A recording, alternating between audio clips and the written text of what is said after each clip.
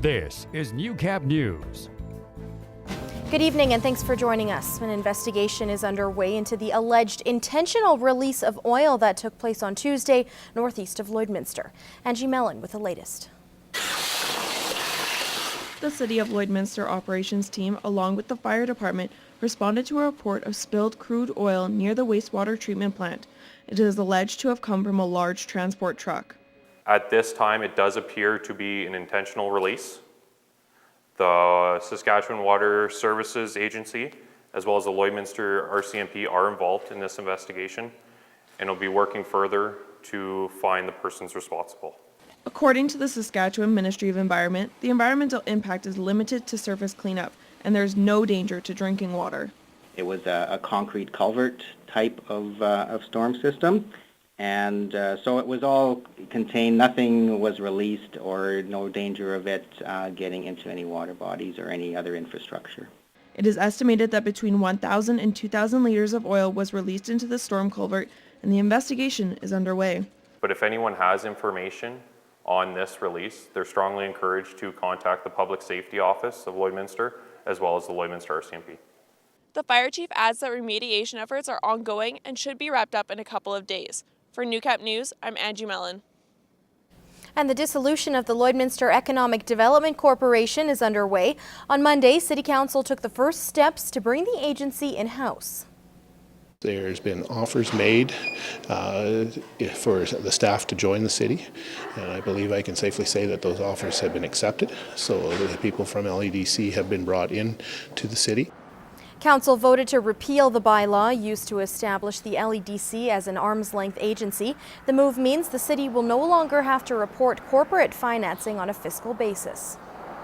Council administration felt it was best to close the books and be done. Otherwise, it's one of those things that's sort of out hanging and has to be done annually through filings, and this way it will be closed and we'll move forward from that perspective. The dissolution process is expected to be complete by March 1st. Well, after 38 years in the border city, a local pet shop will soon be closing its doors. Competition has forced MR Pets to no longer be able to stay in business. Josh Ryan has more on the emotional decision. After 8 years of running MR Pets, a store that's served Lloydminster for nearly 4 decades, Rick Dyke doesn't know what to say now that the end is in sight. It's our passion, and to see our passion die, I don't know what to say to that. It's just, there's no words for it. The local pet store has struggled over the past 2 years, and when revenue loss picked up in recent months, Dyke figured it was a matter of time. Probably the last 2 months kind of sealed the decision to do this. Despite many longtime customers, MR Pets couldn't match prices with larger chain stores. If it's consistent and it's over a number of product lines and a number of products, customers just look at that and they begin to become loyal to that company. This was a shock to many on Wednesday, including Deborah Prince, who's come into the store for service and advice for more than 4 years. He's very knowledgeable about all this stuff, and he's given me suggestions on how to keep my fish living a little longer. Dyke isn't sure what's next after the store closes down in the spring, but he's grateful to those who kept the store running.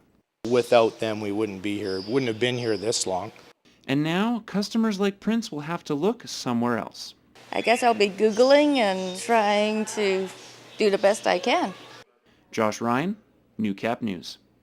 Well, many people consider pets to be a part of the family, and when they pass on, it can be tough. But one pet owner and former community member is channeling her grief into a legacy to remember her former cat and help the Lloydminster SPCA. Brian Lentz reports. This is Teeterbug. Adopted from the Lloydminster SPCA, she was Darcy Larmer's best friend for 13 years. She was a sweetheart.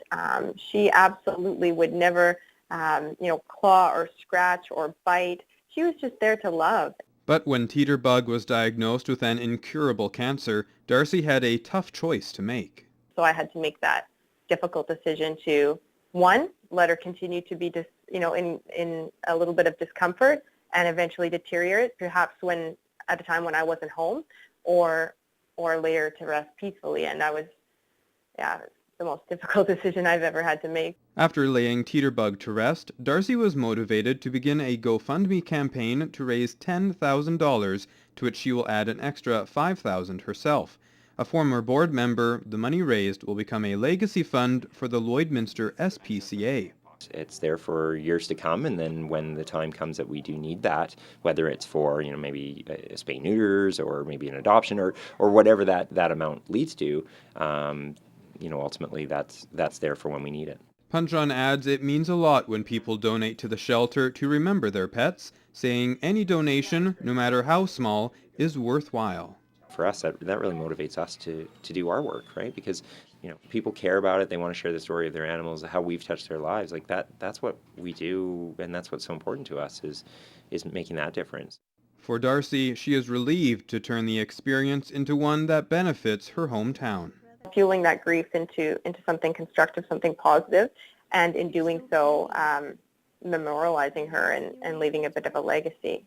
Brian Lentz, Newcap News.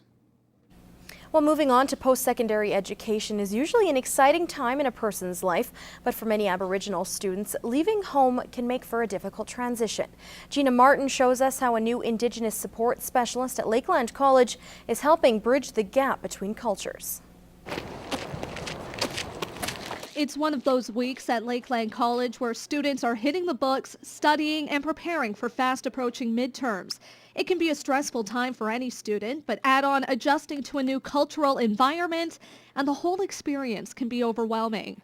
Being it 2017, you wouldn't think that these two cultures are still that different, but there are misconceptions and there are stereotypes that still exist on either side on both cultures, and that's one thing I would like to erase. There really wasn't anyone who could connect with the students and have the experience and history that Clint does with Aboriginal issues and awareness to bring to the college as well. Which is why Johnson and the committee felt a need to bring someone to Lakeland who could provide support to the Aboriginal community, and Shokin was the perfect fit. I think it's going really good. I see a lot of people, in Clint's office, even, students that I didn't think were Aboriginal. They're in there talking with Clint, and he's really friendly and easy to talk to, so I think the students are really getting closer to him. Shokin has only been in the role since January, but says so far it is going well. The support from all the staff has been overwhelmingly good, and the students have been great as well. He brings the humor aspect of their native culture to the program and to the college, which I strongly believe opens up a lot of people. A lot of people are very shy and at first, but once you start talking and making them laugh, they like to open up. Shokin splits his time between the Lloydminster campus on Mondays, Tuesdays and Thursdays, and Vermilion on Wednesdays and Fridays. Gina Martin, Newcap News. 2 weeks ago, we introduced you to the Instructional Coaching Program, a helpful resource for staff in the Lloydminster Catholic School Division. In this week's Beyond the Classroom, we see how teachers and principals benefit from the extra support. Rebecca Steeb has been working with her instructional coach since this summer. As a first-year teacher in the LCSD, it's mandatory, but a welcome aspect of her professional development. We talk about what our goals are and what we need to focus on. So she might come in and watch a lesson and say, how did you think that went? What are some things we should work on? And then we'll plan lessons based on that. The relationship between a coach and a teacher is key to this program, a sentiment the coaches agree with. In order to work together, we have to be able to trust each other. I do not evaluate teachers or I have no judgment. I'm just there to support their learning. But the coaching is not just limited to teachers. Principals value their insights as well. I meet with her at least, I'd say, every 3 to 4 weeks, just as someone that I can bounce ideas off of and get feedback as to different ways I'm planning and how I'm planning to be an effective principal. It gives us ideas of what we can do with the staff and how we can have that relationship with parents, and also, most of all, what we can do to help the students. George has a deep appreciation for the job, previously working as an instructional coach for a couple of years. I understand the process, but it's very much a team effort and collaborative. So I find the instructional coach can just walk in, go into a classroom. Teachers are very willing to see the support, and even the students. But the general consensus, they're an invaluable resource. It's nice because I can do a lesson and not know what needs to be different or what I need to change. So I'll ask her to come in and say, can you give me some advice on this so I can do better? Or check my students, see if they're engaged. We're just always continually improving ourselves because our instructional coaches care and support us. This is Newcap Sports.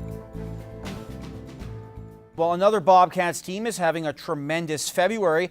The Junior A Cats are 3-3 so far this month, and entering Tuesday's game in Bonnyville are back within striking distance of a playoff spot, 3 points behind Grand Prairie and Drayton Valley. But the Pontiacs are a team they have yet to beat this season. Once again, here's Lance Phillips. What a turnaround from last Wednesday when the Bobcats were blanked by Bonnyville 4-0 at the Civic.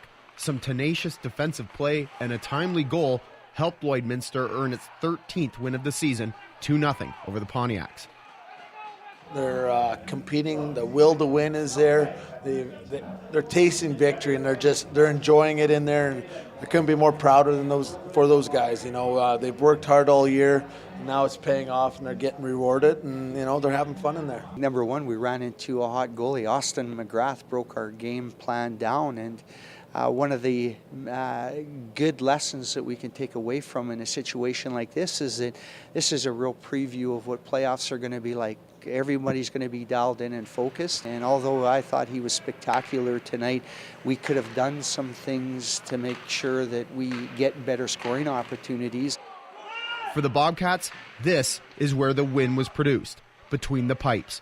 Austin McGrath was outstanding, making 43 saves, earning his and the team's first shutout of the season. And after, the rookie goaltender explained how the game looked from his vantage point.